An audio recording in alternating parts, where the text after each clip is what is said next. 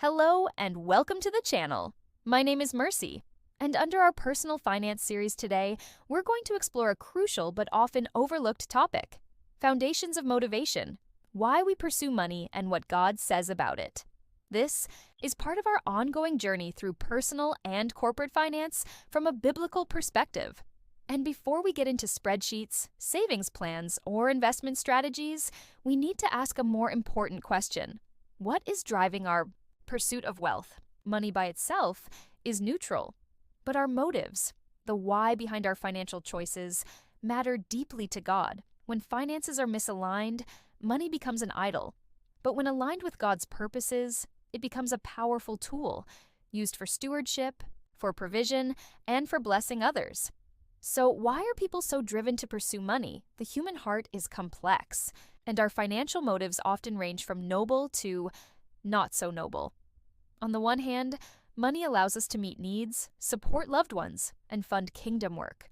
But when pursued without God's guidance, it can lead to fear, pride, greed, or even ruin. Let's take a closer look at 4 unhealthy motivations that commonly drive people's financial decisions. Fear of not having enough. When God isn't at the center, we often put our trust in our jobs, businesses, or bank accounts. That anxiety, what if I lose it all, can push us to overwork, to cut ethical corners, or sacrifice what truly matters. But Matthew 6:25-33 reminds us, God provides. If He feeds the birds and clothes the lilies, how much more will He care for you? Number 2, desire for material possessions. In a world that constantly screams, buy more, get more, be more, it's easy to fall into the trap of materialism. But where Timothy 6:10 is clear, the love of money is the root of all kinds of evil. When we seek identity or joy in things instead of God, we lose focus and often peace. Number 3, pursuit of security.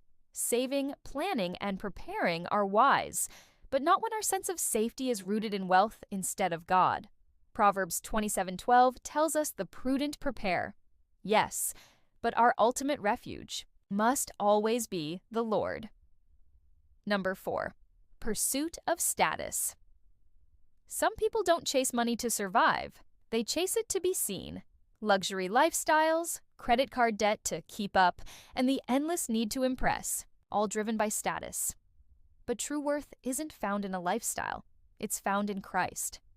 Jesus said in Matthew 6:24, "You cannot serve both God and money." At some point, one will take control. One will shape our decisions, our time, our priorities. And only one leads to life. But here's the good news. God is not opposed to wealth. Proverbs 10:22 says, "The blessing of the Lord brings wealth without painful toil for it." God blesses so we can steward well, not so we can self-indulge. And if you've ever struggled with idolizing money, checking your balance more than you read the Word, you're not alone.